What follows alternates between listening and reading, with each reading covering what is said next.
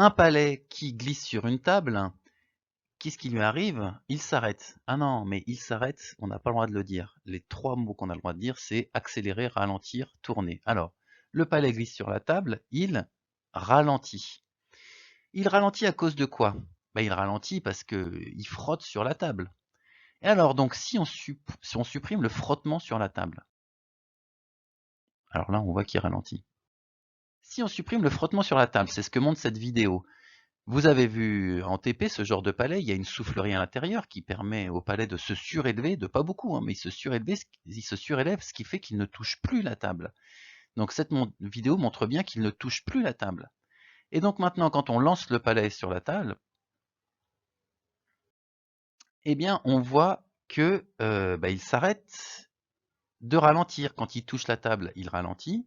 S'il ne touche plus la table, il s'arrête de ralentir. Et ça veut dire quoi qu'il s'arrête de ralentir? Ça veut dire qu'il va à vitesse constante. Autre exemple. Le palais qui démarre.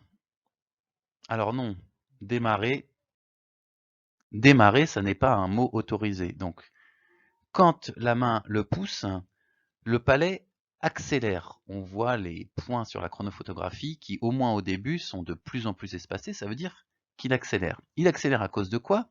Eh ben, c'est la main qui le pousse, donc il accélère à cause de la main. Et si on supprime la main, ça veut dire quoi supprimer la main? Ça veut dire que la main ne touche plus le palais. Donc si on supprime la main, eh ben, on voit qu'après les points sont régulièrement espacés. Il s'arrête d'accélérer, il va à vitesse constante. Autre exemple, le palais qui tourne, un peu comme le marteau qui tourne autour du lanceur. Il tourne à cause de quoi? Il tourne à cause du fil qui le retient. Si on supprime le fil, qu'est-ce qui se passe? On peut revoir la vidéo. Eh bien, il tourne à cause du fil. Si on supprime le fil, il s'arrête de tourner. Et donc, ça veut dire quoi? Il s'arrête de tourner. Il va tout droit, ce qu'on voit bien sur cette chronophotographie. Et cette chronophotographie, c'est la même que celle du marteau lancé par l'athlète. Le marteau tourne à cause du fil. Si on supprime le fil, que fait l'athlète pour supprimer le fil? Il lâche le fil. Le marteau part tout droit. Voilà, alors qu'est-ce qu'il faut retenir de tout ça? En fait, c'est que si on supprime une force qui fait accélérer, l'objet arrête d'accélérer. Si on supprime une force qui fait ralentir, l'objet arrête de ralentir. Et si on supprime une force qui fait tourner, l'objet arrête de tourner. Donc si on supprime toutes les forces, l'objet ne tourne plus, n'accélère plus, ne ralentit plus. Qu'est-ce que c'est le mouvement d'un objet qui ne tourne plus, qui ne ralentit plus, qui n'accélère plus? C'est un mouvement en ligne droite, rectiligne et uniforme à vitesse constante. Alors on a défini un mot bien spécial pour dire qu'il n'y a plus de force, c'est le mot isolé. Un objet qui est isolé, ça veut dire qu'il ne subit aucune force. Alors des fois, ça n'existe pas en fait, un objet isolé sur Terre, tous les objets sont attirés par la Terre. Mais la force de la Terre peut être annulée par une autre force. À ce moment-là, on parlera d'un objet pseudo-isolé, donc qui subit plusieurs forces, mais les forces s'annulent. Et à ce moment-là, s'il n'y a plus de force, il va en mouvement rectiligne uniforme. Rectiligne, on a déjà vu, ça veut dire trajectoire droite et uniforme avec une vitesse constante.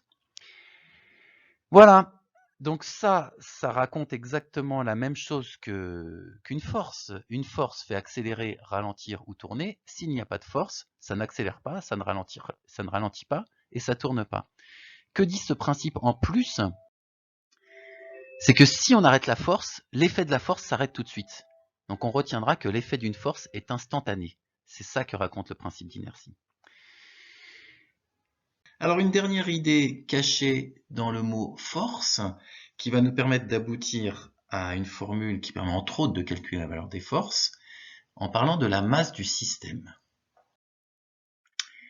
Alors, parlons de cette expérience où je pousse un enfant, il démarre, il accélère, puisque démarre on n'a pas envie de dire, il accélère. Qu'est-ce qu'on peut changer dans cette expérience? Je pourrais pousser plus fort. À ce moment-là, qu'est-ce qui se passera?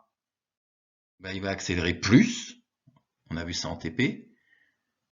Aussi, on pourrait pousser un enfant plus lourd. On a vu en TP ce qui se passe quand l'objet est plus lourd, mais que c'est la même force qui agit, voilà, l'objet accélère moins. Donc ça, c'est des généralités. Quand une force est plus grande et qu'elle agit sur un même système, le système accélère plus. Et quand il y a une même force qui agit sur un système plus lourd, le système accélère moins. On peut résumer ces deux idées en une seule formule. On vous propose 3 formules, laquelle est la bonne? On va essayer la première. Donc la formule doit nous donner le résultat de l'accélération. Le résultat de l'expérience, c'est que l'enfant accélère. Et pour le faire accélérer, il y a une histoire de la force qui pousse, l'influence de la force qui pousse et de sa masse. Alors, si la force est plus grande, que dit la première formule? Quand la force est plus grande, le résultat de l'opération sera plus grand. Ça marche avec ce qu'on a dit. Et que dit la première formule toujours? Si la masse de l'enfant est plus grande, le résultat de l'opération sera plus grand. Ah ben ça marche pas.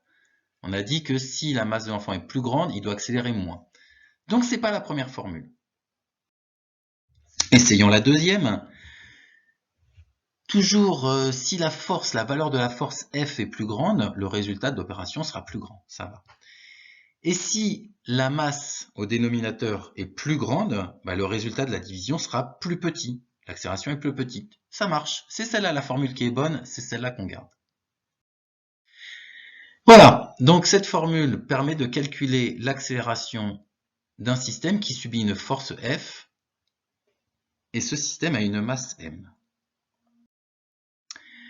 Cette formule, on peut la retourner pour l'utiliser pour calculer la valeur d'une force. Alors, retourner une formule, on a déjà fait ça souvent, il faut faire toujours la même opération des deux côtés. Ici, pour avoir une formule qui nous permet d'écrire F égale quelque chose, il faut enlever le divisé par M. Donc, j'ai multiplié par M des deux côtés. On peut simplifier M à droite, puisqu'on multiplie, on divise par M. Et donc, il reste juste MA à gauche, M fois A à gauche, et F à droite du signe égal. Le signe égal, on peut le lire dans les deux sens. Donc la formule qui permet de calculer une force, c'est F égale à M fois A. Alors c'est technique, on va voir des exemples.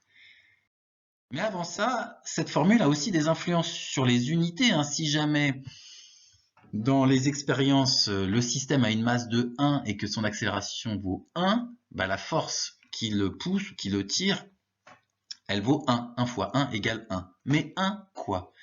Donc quand l'objet a une masse de 1 kg et que son accélération vaut 1 mètre par seconde, à ce moment-là, la force vaut 1 kg fois mètre par seconde. Alors c'est long comme unité à dire. Donc pour éviter d'avoir à chaque fois à dire kg fois mètre par seconde, en hommage au scientifique qui a inventé cette formule, on dira que 1 kg fois 1 mètre par seconde, ça vaut 1 newton. Et donc il y a des forces qui valent 2 newtons, des forces qui valent 0,2 newton, et donc on va voir quelques exemples pour calculer des forces. Alors on a vu en TP des voitures qui étaient accélérées quand elles étaient tirées par un fil. Des voitures, elles pouvaient faire 100 grammes, mais comme pour les unités, on vient de le voir, si on veut donner les résultats en newton, il va falloir nécessairement utiliser l'unité du kilogramme pour exprimer les masses. Et si on voit que la voiture accélère de 0,2 mètres par seconde pendant 1/10 de seconde, d'abord on peut calculer son accélération. Donc 2 mètres par seconde pendant 0,1 seconde, ça fait une accélération de 20 mètres par seconde. Et à ce moment-là, la force qui a tiré cette voiture, qui vaut la masse de la voiture fois son accélération, 0,1 kg fois 20 mètres par seconde, 0,1 fois 20 égale 2, 2 kg fois mètre par seconde. Et comme c'est long à lire, comme c'est long à dire, on dira que la force qui tire cette voiture est de 2 newtons. Autre exemple, une voiture normale qui accélère, une grosse voiture de 500 kg qui accélère de 10 mètres par seconde en une demi-seconde. Alors, 10 mètres par seconde, c'est 36 km par heure. Donc imaginez une voiture qui est à l'arrêt, on appuie sur l'accélérateur et elle atteint les 36 km par heure au bout d'une demi-seconde. Que vont son accélération?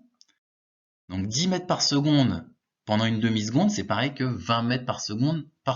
C'est la même accélération que la voiture qu'on avait sur la table dans l'exemple précédent. 20 mètres par seconde. Mais que vaut la force qui propulse cette grosse voiture? C'est la masse de la voiture fois son accélération, 500 kg fois 20 mètres par seconde, 500 fois 20 égale 10 000, 10 000 kg fois mètre par seconde, donc 10 000 newtons. Voilà, la petite voiture, pour accélérer de 20 mètres par seconde, il lui faut une force de 2 newtons qui agit dessus. La grosse voiture, qui est 5000 fois plus lourde, eh ben, il lui faut une force de 10 000 newtons. Il lui faut une force 10 000 fois plus grande pour atteindre cette accélération de 20 mètres par seconde. Voilà, vous savez tout sur les forces, et donc je vous dis à bientôt pour de prochaines aventures.